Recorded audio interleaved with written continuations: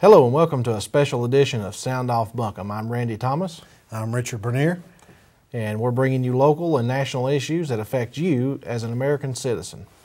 Well, Randy, there's a lot going on here in Buncombe County on a cold, windy day here in January. The new year coming around, but we got some old issues still on the table. And one of them, we can just bring it out again, immigration. Absolutely. Immigration issues, it's just running out our ears. Federal government's not taking care of us. Yep. What are we going to do about it? I don't know. I mean, the main thing we need to do is we need to make sure that we're looking at the right candidates. Whoever that candidate may be, we don't know yet, but we need to make sure that we're electing the correct officials to be able to run not only our local government, but our state and federal government as well. And I think that's kind of where we started at. We have to start an uprise as people and as American citizens, and we have to make sure that we elect the right candidates. You're hitting it right on the head. Our governor, our very own governor here in North Carolina, Governor Easley, said that our immigration policy is like having a bad cold. Just have to deal with it and let it go.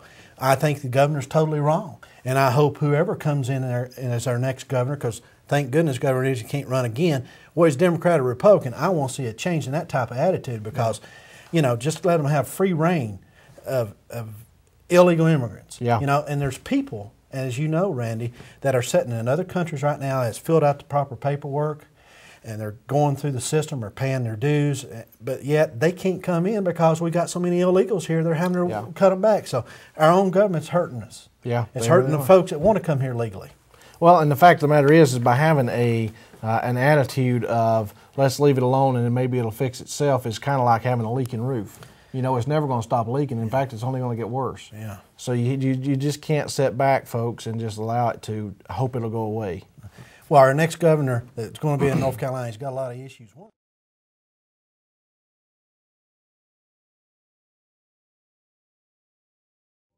Well, Randy, with that in mind, we got a guest here today. Yes, we special do. Guest here.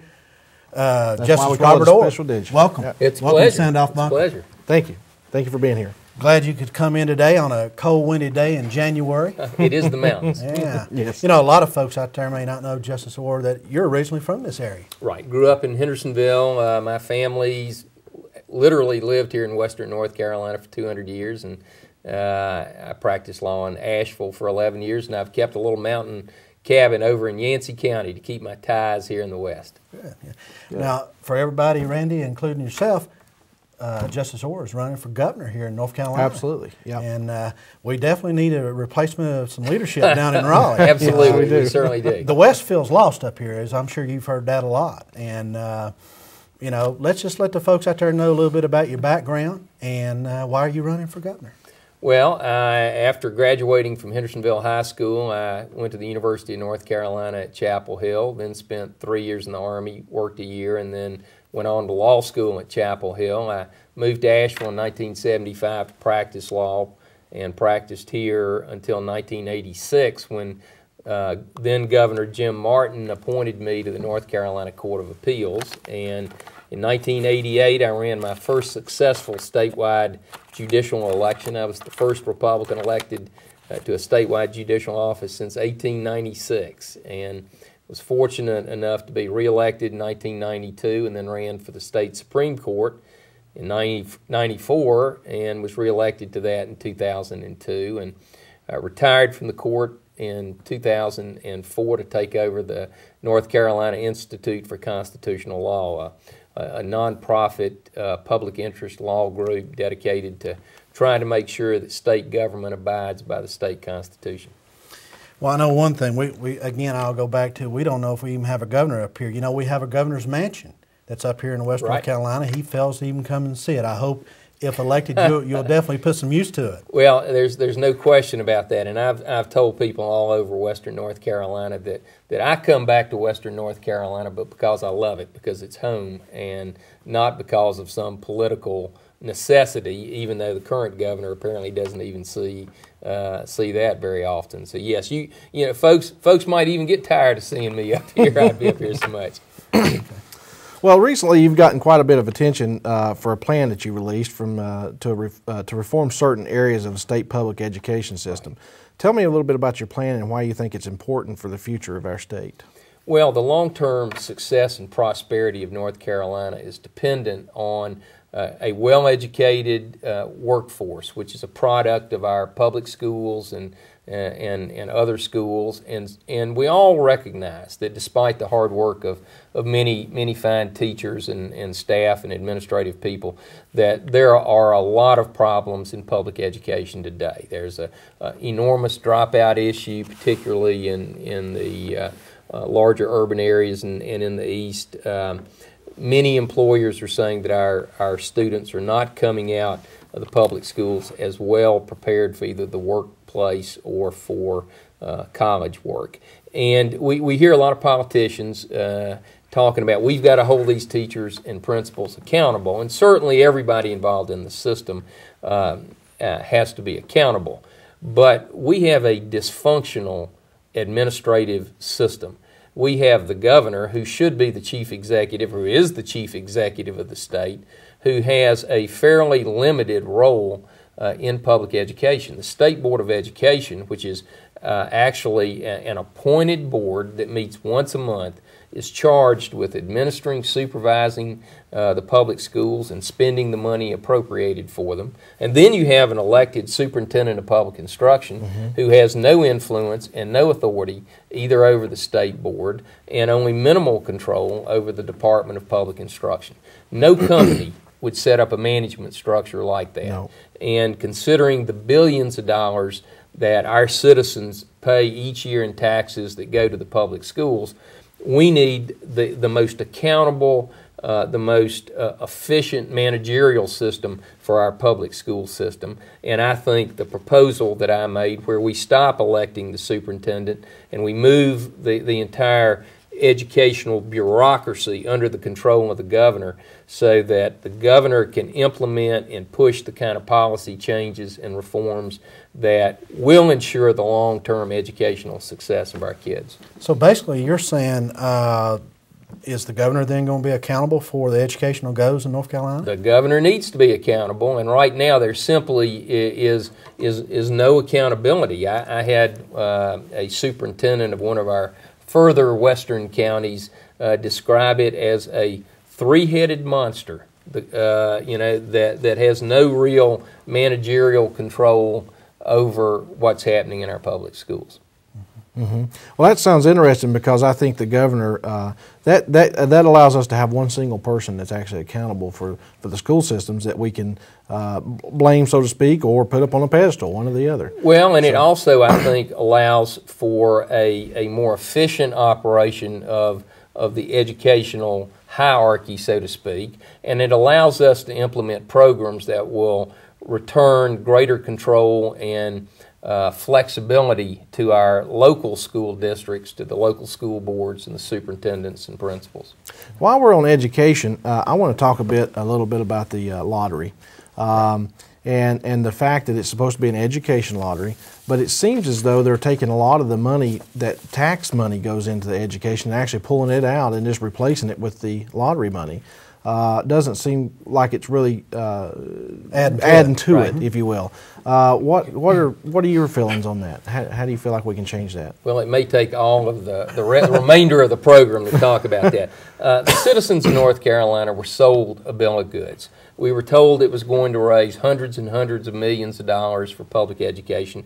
It simply has not done that. In order to try and drive sales, we now see the Lottery Commission increasing the number of winning scratch-off tickets, which is all designed to kind of lure more people into spending money on the lottery, and reducing the actual percentage, which was originally 35%, that goes to the public schools.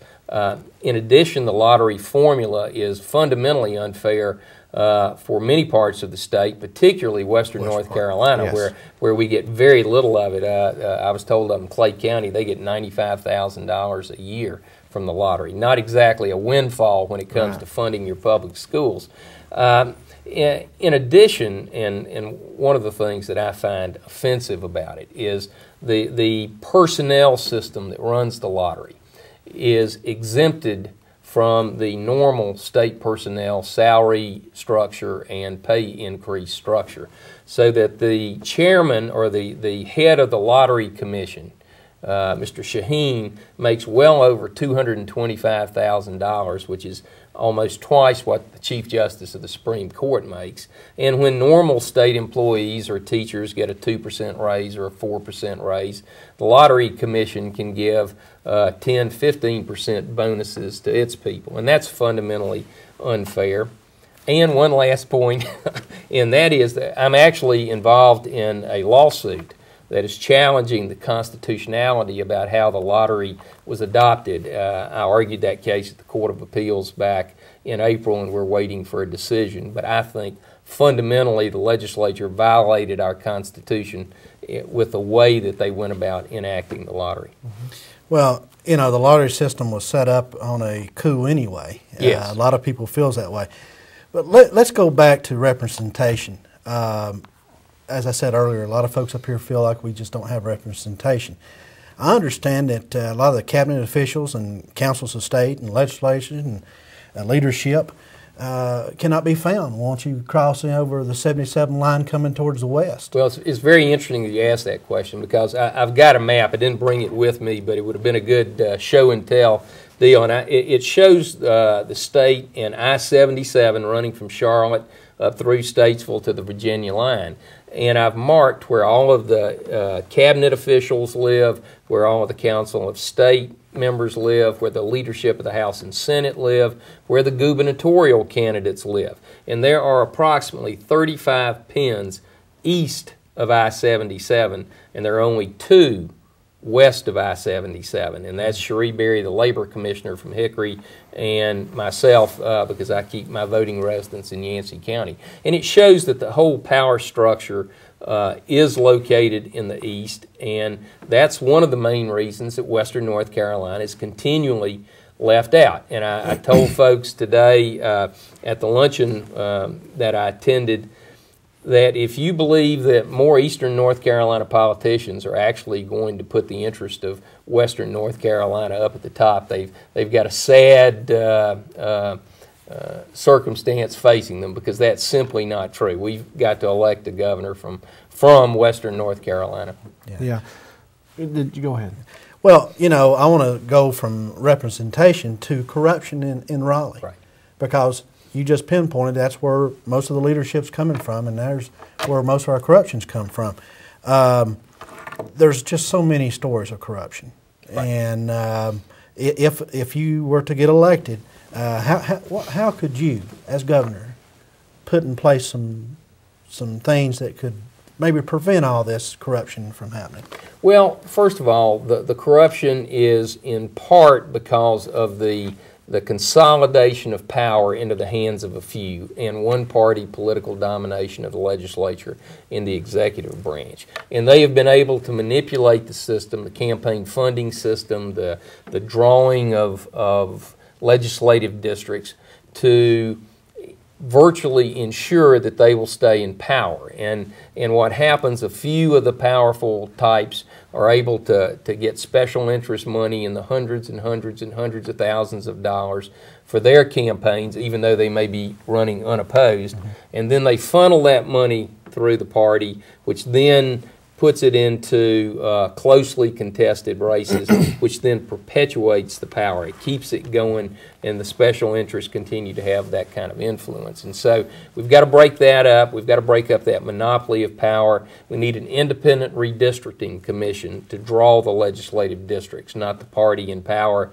cutting deals and making sure that the guys that and women that go along get nice, safe districts in which they are not accountable. And then you increase open meeting laws. You push for those kinds of reforms to open it up, fresh air. Good government will follow openness. One thing that kind of worries Western North Carolinians is the different levels of growth across the state of North Carolina. It seems that a lot of times Western North Carolinians are left out. Now, we're good people up here. Right. We're hardworking people. And so what kind of plan would you have in place that would assure that people in Western North Carolina could have those same benefits, especially in rural areas? Well, I saw a very interesting presentation put on by Western Carolina University faculty members. They have a wonderful program on entrepreneurship, and they were talking about this. I'm not sure I can tell you the exact phrase, but it's like a mega city corridor that stretches from Atlanta to Raleigh. And as they were pointing out, the center of those two huge growth areas is Western North Carolina. And so ultimately, we're going to see that growth move to the middle, and Western North Carolina is going to have to deal with it. And we see some of it, but we have to recognize that this is not an environment, not a location where big businesses, large manufacturing operations are going to locate simply because of terrain and resource and environmental issues. And so we have to be growing the entrepreneurs, the small businesses. We have to have the kind of fair tax systems that encourage a culture of innovation. And I think Western's doing a great job with their program. And a super quote from one of their faculty members, he said, "Yes, you can train people to fill jobs. What we want to do is train people to create jobs." And I think that's what government has to do. Not government can't create jobs, but we can help train people who will be the new business leaders and produce the new companies that drive the economy here in Western North Carolina. One of the things that I think would be a nice asset to Western North Carolina, simply because, like you say, big factories and stuff, it's just not economical for them to move here anymore, is like a hub for businesses as far as like a data center goes, or like a technological hub. And that's one thing I own. I own a small business, and I own a data center in Atlanta, and I would love to move that here to Asheville. But there's a lot of red tape, and there's a lot of just non-tax advantages and stuff like that I have in Atlanta that makes me keep it down there. But I would love to move that here and expand it, something like Google did in Caldwell County. Right. And but it just seems very difficult. So what could you set forth maybe to kind of help Western North Carolina maybe move office spaces and data centers and things like that into Western North Carolina? Well, first of all, you have to have a real commitment from Raleigh, from the leadership in Raleigh, to do something for Western North Carolina. If you still think it's part of East Tennessee and North Georgia, you're not going to do as much as needs to be done. That being said, I think you try and work with the business community here and also across the state, and to put in place a tax structure that is favorable to business, particularly small businesses. We have programs in the state that give away well over $1 billion each year in tax breaks, but it's to a very small group of companies, and they're primarily the big international companies, the Googles. Google. Yeah, not you. And so what we've got to do is recognize there are only so many tax breaks to go around. And so we either share them with all our businesses to encourage people like you to move, or we keep down this current path, which all of my opponents seem to be comfortable with, in which we give away $25 million to Goodyear, $25 million to Bridgestone Firestone, which is a Japanese-owned tire company, or Google, that doesn't have to pay property taxes in Caldwell County for 30 years. And they didn't even bring local jobs. They brought people in from Japan and California and places like that. You know, somebody like myself, I would bring in local jobs. Yeah, absolutely. And the interesting thing about Google, here we are in a drought, and we're worried about water conservation, and the server farms that Google's going to operate requires enormous amounts of water, and that's why the Caldwell County commissioners are having to raise property taxes to try and deal with the water demands for people in that county. I find that to be a lack of leadership from the legislatures looking at this program for incentives. I mean, this is falling back on the tax payers here, on the backs of the taxpayers. Absolutely. And we need, and this goes, Randy, in part to your question about what can we do. If we're going to invest the public's money in so-called economic development, we need to be doing it in workforce training. We need to be helping our local people have really a lifetime of learning and developing skills so that when you move your company here or you want to expand, we can help provide the training skills. And that benefits you as an employer, but it also dramatically benefits the individual who's getting that training. If we follow the other policy where we give Google or somebody else however millions of dollars, that goes to California, that goes wherever they want to spend. It's not reinvested in our people and our communities. Well, Justice Orr, I wish we had a whole hour today. We ran kind of short today, but we still have about 10 minutes left. There's just a ton of questions we'd love to get to, but let's focus now on something that the current governor has said about 2 months ago. He compared the presence of illegal aliens like catching a cold. There's nothing you can do about it. Just deal with it. That's his own words.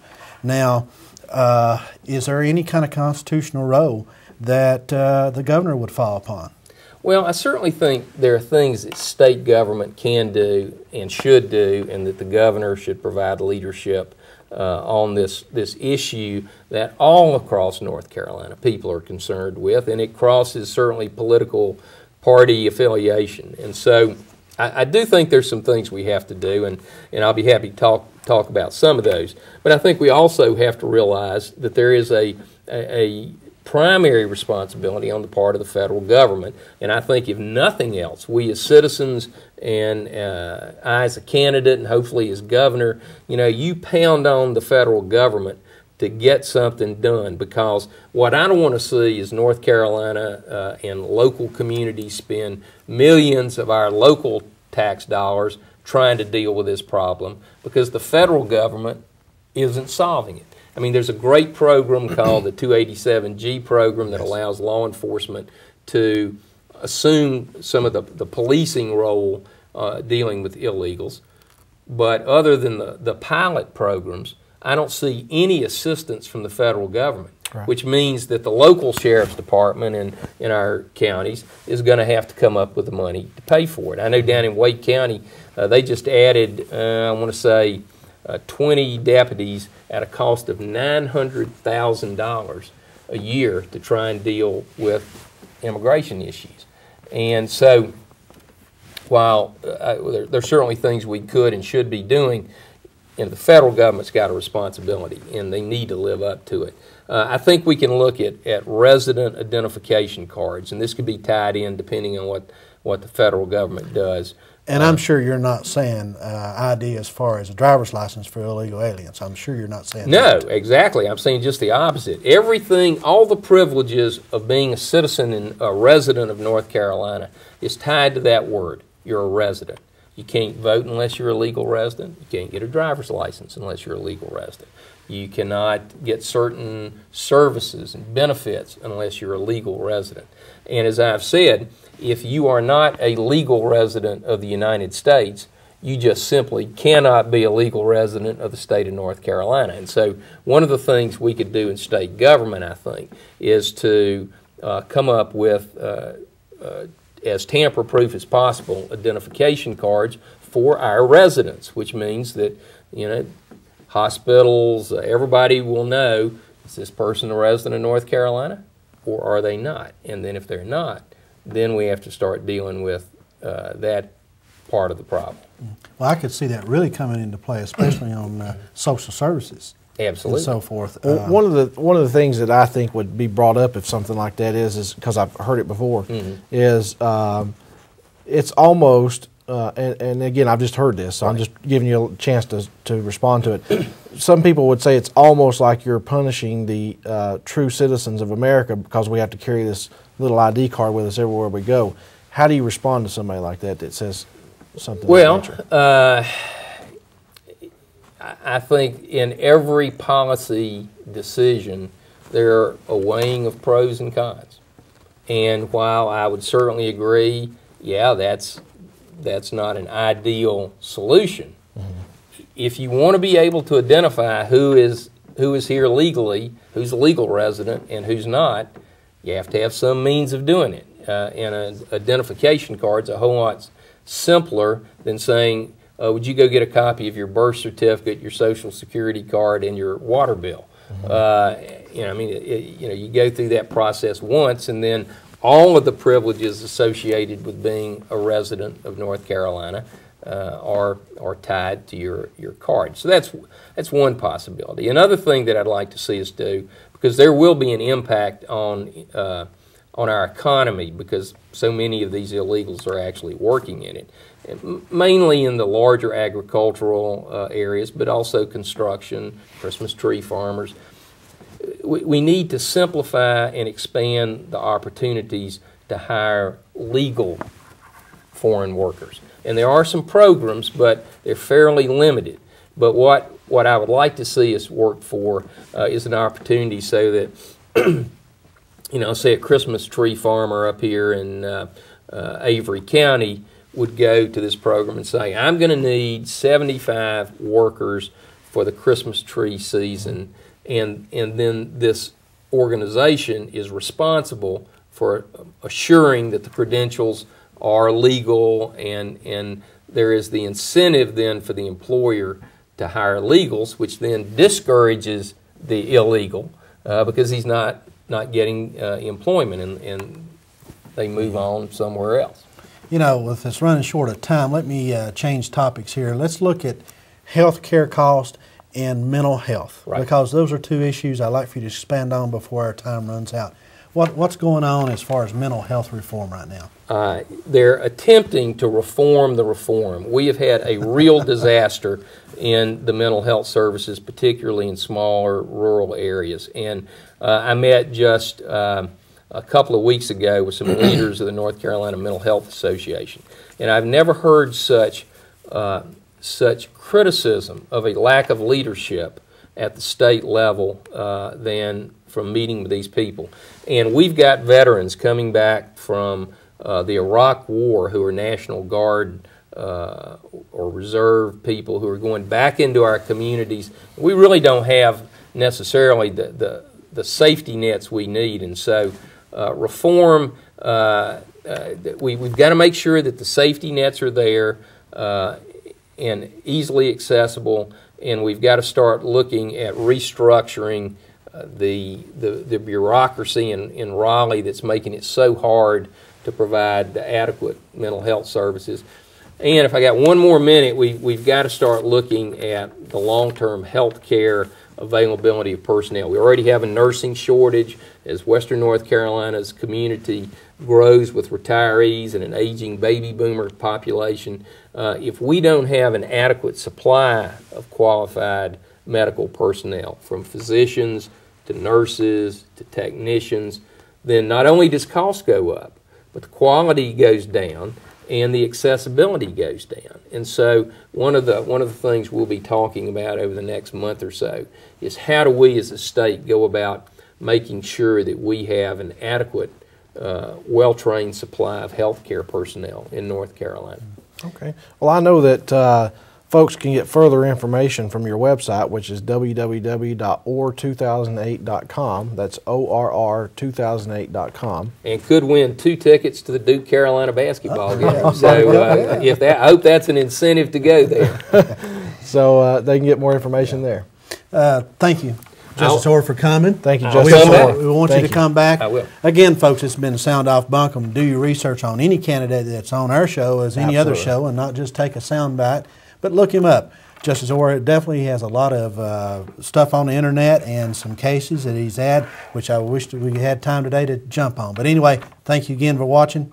Thank you. And then be sure to watch our show every Thursday night from 8 to 9. We're live right here on URTV.